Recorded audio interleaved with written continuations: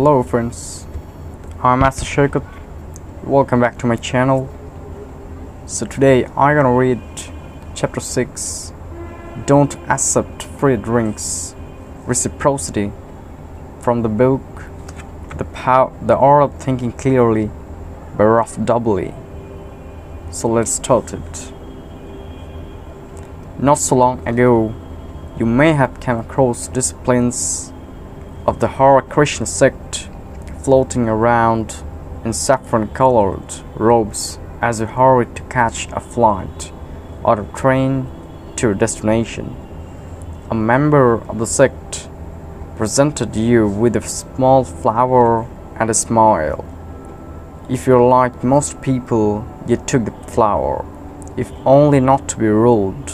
If you tried to refuse, you'd have heard a gentle, "Take it, this is our gift to you." If you wanted to dispose of the flower in the next tranche, you found that there were already a few there. But that was not the end.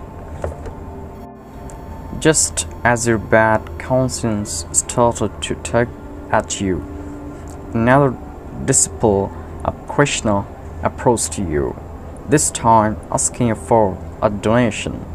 In many cases, this plea was successful and so pervasive that many airports banned the sect from the premises. Psychologist Robert Kildeny can explain the success of this and other such campaigns.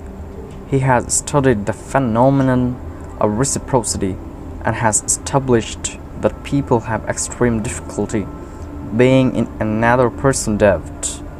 Many NGOs and philanthropic organizations use exactly the same techniques. First give, then take. Last week, a conservation organization sent me an envelope full of postcards featuring all sorts of idyllic landscapes.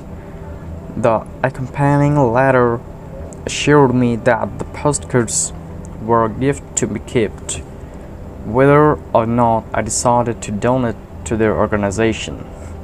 Even though I understood the tactic, it took a little willpower and ruthlessness to throw them in the trash. Unfortunately, this kind of gentle blackmail, you could also call it corruption, is widespread. A supplier of screws invites a potential customer to join him at a big sports game. A month later, it's time to order screws. The desire not to be in debt is so strong that the buyer gives in and places an order with his new friend. It is also an ancient technique. We find reciprocity in all species whose food supplies are subject to high fluctuation. Suppose you were a hunter-gatherer. One day you were lucky and kill a deer. You can't possibly eat all of it in a day, and refrigerators are still a few centuries away. You decide to share the deer with the group, which ensures that you will benefit from others' spoils when your haul is less impressive. The bellies of your bodies serve as a refrigerator. Reciprocity is a very useful survival strategy, a form of risk management. Without it, humanity and countless species of animal would be long extinct.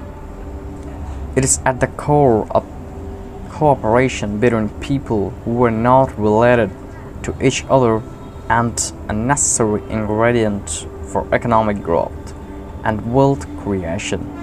There will be no global economy without it. There will be no economy at all. That's the good side of reciprocity. But there is also an ugly side of reciprocity. Retaliation. Revenge breeds counter-revenge, and you soon find yourself in a full-scale war. Jesus preached that we should break the cycle by turning the other cheek, which proves very difficult to do. So compelling is the pull of reciprocity even when the stakes are far less high. Several years ago, a couple invited me and my wife to dinner. We had known this couple casually for quite some time. They were nice, but far from entertaining. We couldn't think of a good excuse to refuse, so we accepted. Things played out exactly as we had imagined. The dinner party was beyond tedious. Nevertheless, we felt obliged to invite them to our home a few months later. The constraint of reciprocity had now presented us with 2 wearisome evenings, and lo and behold, a few years later, a follow-up invitation from them arrived. I wonder how many dinner parties have been endured in the name of reciprocity, even if the participants would have preferred to drop out of the vicious cycles years ago.